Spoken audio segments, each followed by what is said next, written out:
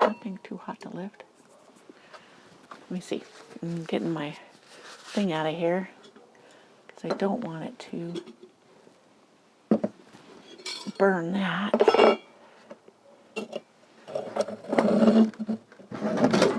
Alrighty. Looks like we're doing good.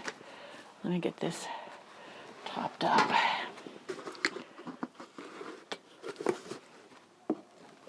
Guess.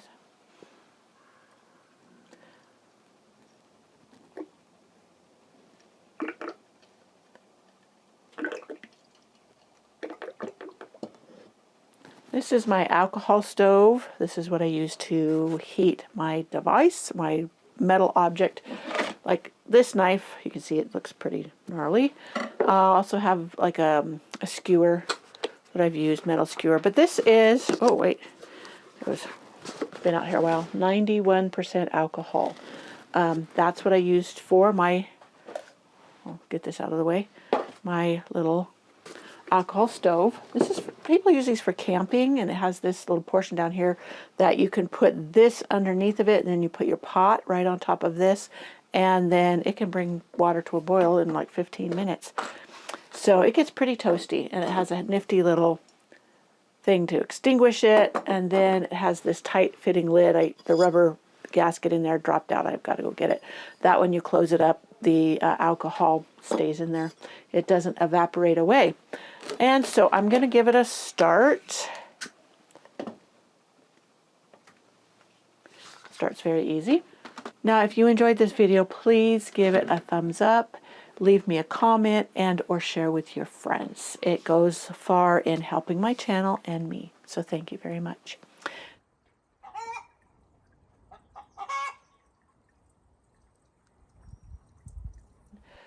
So what do you like to use for winter sewing?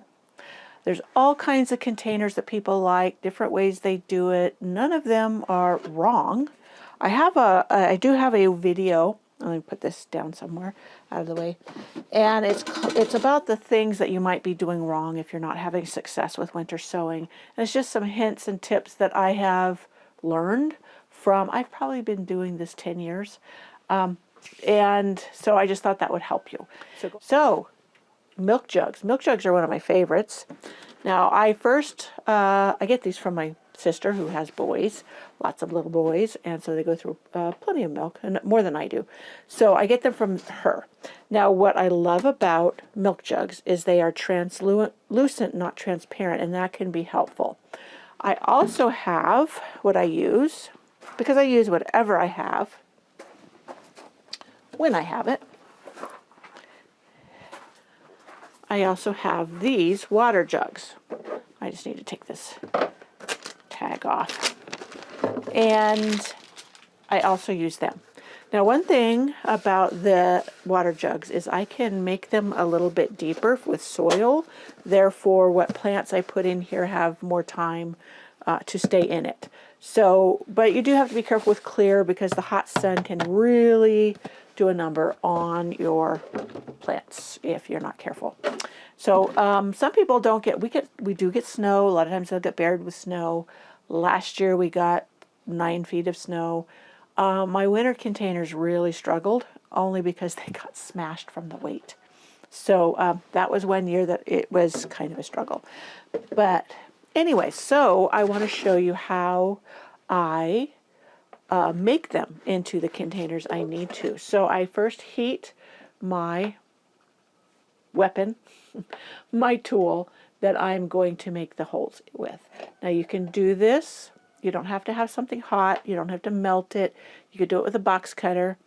I even showed in my previous video on the same thing, basically how I did it with a box cutter, but I have a tendency to be klutzy, and I can hurt myself. So the first thing I did when I got these from my sister was to rinse them out, and then I soaked them in a sink full of water with bleach to sanitize them well. And because you want your plants to get a good start. Now, any bacteria, fungus, whatever, can do a number on your seedlings, and you want strong seedlings. Don't worry, my greenhouse here is well ventilated, so I'm not becoming asphyxiated with this. So if I let it sit longer, I could do 2 or 3 at a time. I don't have to do individual. You see? Yeah. Now, some people say, how many? I just make sure I have plenty. Good drainage is key with winter sowing, especially if it's outside and you have a lot of rain or snow. Now, if you don't get a lot, then you will need to probably supplement water. Now, if you have plenty of drainage, you also have plenty of spots for the water to come up into, because the way I water them, I do not spray down in here. I set them into a tub of water, any kind of container, and then I let them absorb for about half an hour. And then I take them out, let them drain, and then I put them back out wherever I have them. So I'm putting some slits in the side for drainage as well, because sometimes the bottom can get clogged. And this helps with making sure your plants have that drainage they need. Now, I don't do all of my containers at once. I get containers as my sister uses them, and then I'll come out and do a few at a time when I have some. I just want to get out of the house because I'm tired of sitting at my desk doing book work for our corporation. So it's just something to get me out of the house, but even in bad weather, it could be raining, it could be snowing, it could be freezing. I have my little heater back here that's keeping me toasty warm. The little alcohol stove also keeps me warm. Okay, that's plenty of drainage. Plenty of drainage. So now, so that I can cut it open, I'm going to make a slice right here on this side of the handle. Right here, this handle. And then I'm going to do one on the other side. And just like that. Now I do it as high up as I can because I want as much layer of a layer where I can have the soil deeper in here. And, you know, basically I just go around. Now, I'm not straight. I don't worry about being perfectly straight. I just worry about getting around to the other side, where the other slit was. And that makes a nifty little hinge, like that. And then I see if my holes are big enough. And if you want to test it, put water in it. Put it in a tub, put water in it, and see how fast it drains. The faster, the better. So, yeah, I see a couple of them that I didn't twist it to make a nice hole. Now, you can also, instead of a knife like this, you could use like a screwdriver or something like that. I wouldn't suggest using one of your husband's good screwdrivers or your good screwdriver. I always say husbands because most people, it's the men that have the tools. Me, I'm a tool nut. So, yeah, I have my own set of tools. Though, funny enough, I was getting Ryobi tools from Home Depot because they all used the same battery. And I thought that was a great idea. Because before, all these other tools that were battery, they all took a different type battery, which I thought that was silly.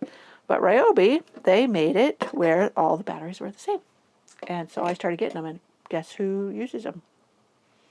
Yep, my husband took them. Took them over. So I need to get me another toolkit because they're all in the garage. I would love them to have them in here so they'd be available when I need them. All right, lots of holes and a hinge. So I'll take you along when I go to fill these up. I have some white swan echinacea I want to get started, and other hardy perennials and annuals that I can start this way. And I'll just put them outside for the winter. And then also some I'm going to test, and I'm going to put them in my DIY greenhouse and see how that works. I know I have my strawberries in there in the hanging baskets right now. I'm hoping to get strawberries earlier than usual. Let me see, is this one of them? This might already have the holes in it. Last year, no it doesn't. Last year, a bobcat got my chickens in December. So I didn't have fresh eggs, so I had to buy eggs, and I got them at Costco, this big old container. But I had used these plastic containers as a seed starting tray. I started a bunch of things, but what was really worked well was the coleus. I bought some more coleus seeds this year. I did so fantastic with this coleus last year. Just loved it. So this year, and it was a dollar store packet of seeds that I used, and I got all these beautiful colors. I'll give you a clip or link to the video where I showed you them. But I used this.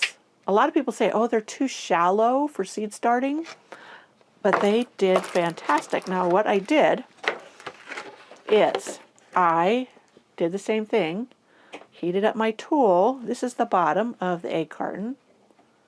And then I just pierced it. It's not hot enough.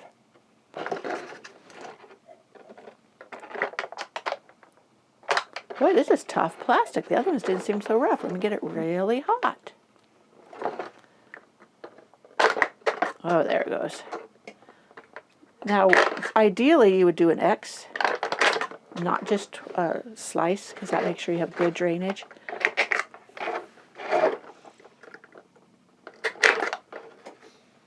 Kind of noisy, huh? So anyways, I did that on all of them. I did an X. I did test it, make sure no, because sometimes if the plastic is hot, it'll reseal. So I did that with all of them. And then the lid was perfect for making a greenhouse environment. And then when they germinated, I took it off, and then it made a wonderful catch tray like this. And I started them inside on my light racks, but it was phenomenal how well this worked. So that's just a trick. If you buy eggs in these kind of containers, you can use them for seed starting. I didn't start things out here like winter sowing. This I did indoors on my light rack. So I have my other camera sitting up over here so I can see stuff, and I'm way over there.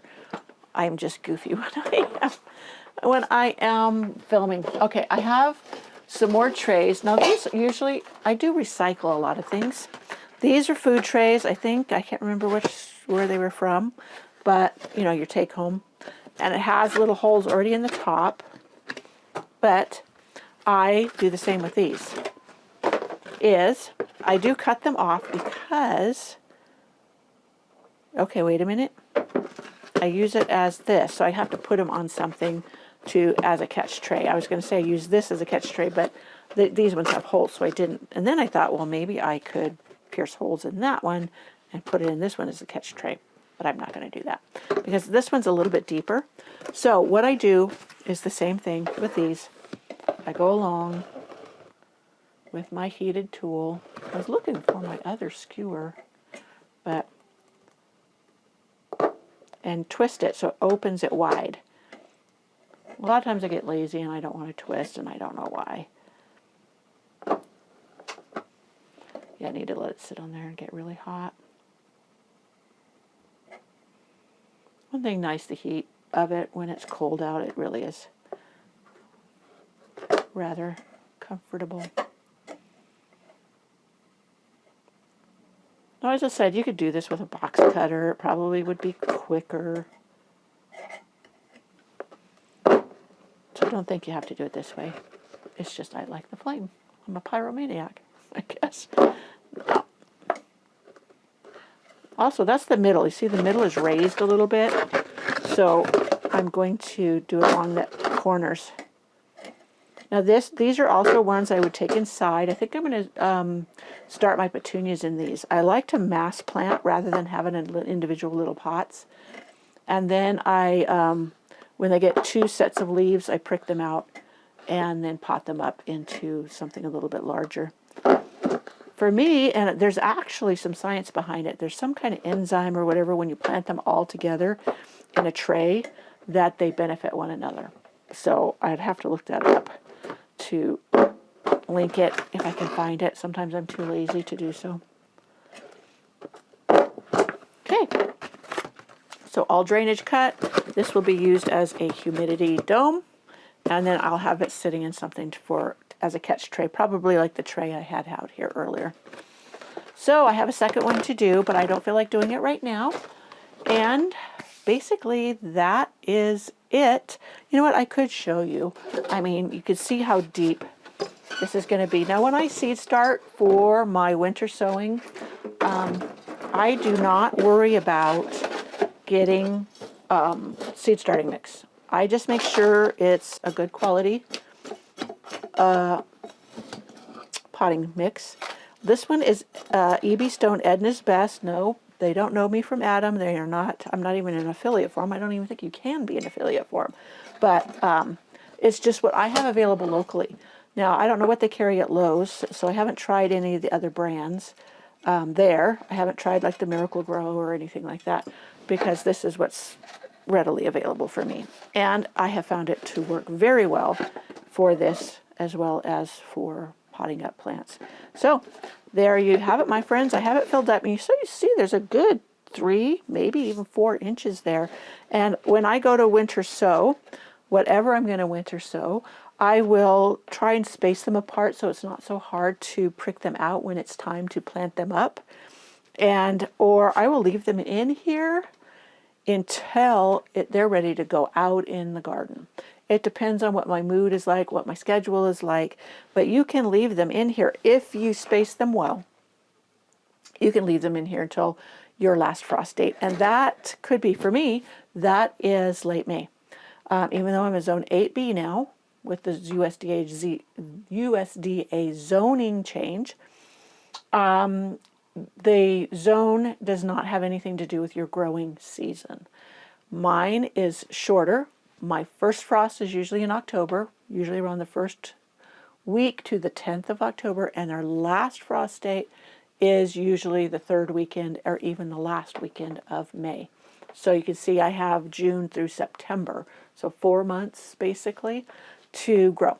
But there are people in lower zones who have a much longer, or even the same zone. There's a vlogger, has a YouTube channel in Texas, and she's 8B just like me, but she has a much longer growing season. So I just want you to know that I need to repeat that often, because people will ask me, I'm in zone 5A, when can I plant out my such and such? And I have to tell them it's not what your zone is. What is your first and last frost date? Is it going to be warm? So even though my last frost date is the end of May, last year I put out zinnias, but we had a very cold June. They did nothing. They struggled. And in fact, the ones I direct seeded didn't do a thing. And then they were weakened. I mean, they did germinate, but they were so weak, the bugs got them. But the ones I started inside, which I never start zinnias inside because, it's so easy usually to plant them, to start them outside. Direct sow, so I don't have to mess with all of this. But it just didn't work last year because we had such a cold June. And even July we didn't even have that hot of a summer. So this next year, this spring, I'm going to start them inside so I can have my zinnias. Zinnias are one of those plants that are worth it because a packet of seeds is nothing. Well, I shouldn't say nothing, but they're very inexpensive. They grow like crazy. They rebloom if you deadhead them. They're just a fabulous plant, and they're usually very, very tough and hardy. And they don't get, they can get powdery mildew and whatever, but there's ways to mitigate that. But they're just an easy plant, and it's just so beautiful. And they make a great cut flower garden, or cut flower, and for vases. So it's just a win-win all the way around. So I will start them indoors. It's going to be worth it to have some bloom earlier. I mentioned in an earlier video when I took you a December garden tour, I showed you the bed that I'm going to try to make a cut flower garden. Now I'm getting behind. I need to do my cold hardy stuff in that bed so that early spring, if we don't get late snows, I could have some flowers to cut, and I'm going to go ahead and give it a whirl. They're all from seed, so there's no great loss. I mean, each seed packet's probably $3. So, and then I can also resow if I have to. So that's my plan. I'm going to try that. I had thought of maybe doing everlastings. Have you ever grown, what is this, status? Now, this is status. I thought it would not make it out here. It's in the greenhouse, but I started this last spring, and I never got it in the ground, and they've just kind of sat in these pots all summer. And we've had some really cold nights, down to 30, down to 29. And here in the green, and look, they're doing great.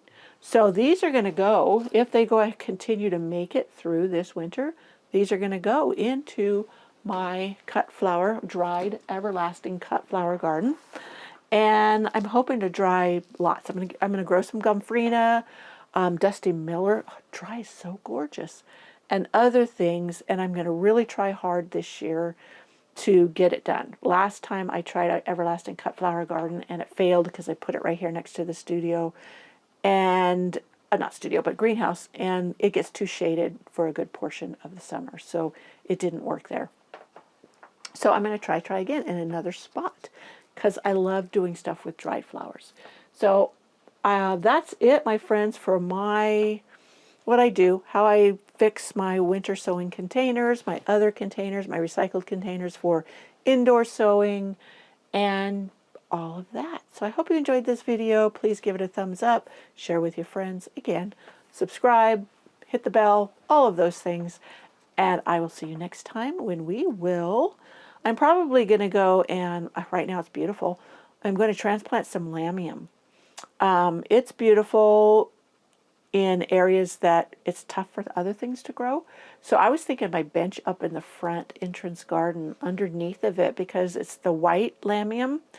And so the silvery leaves just reflect so much light, and it's kind of dark and bare underneath there. So I was thinking that might work. And because it's such a rampant grower, maybe it'll tough it out. It's kind of a tough spot. I've tried a couple other things. Sedums even didn't make it. So we'll try this and see how it flies. But if I transplant it this time of year, well, I shouldn't say this time of year because this is a weird June. June? This is a strange December.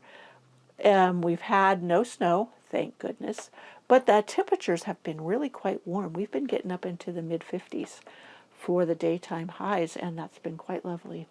So, yeah, we're supposed to get rain next week, a lot of rain, and rain is welcome. As long as it's not snow, I'm happy. After last year, we were just buried with so much. I am not ready for more yet. I will take the rain any day. All right, I will see you in the next video, and come on along.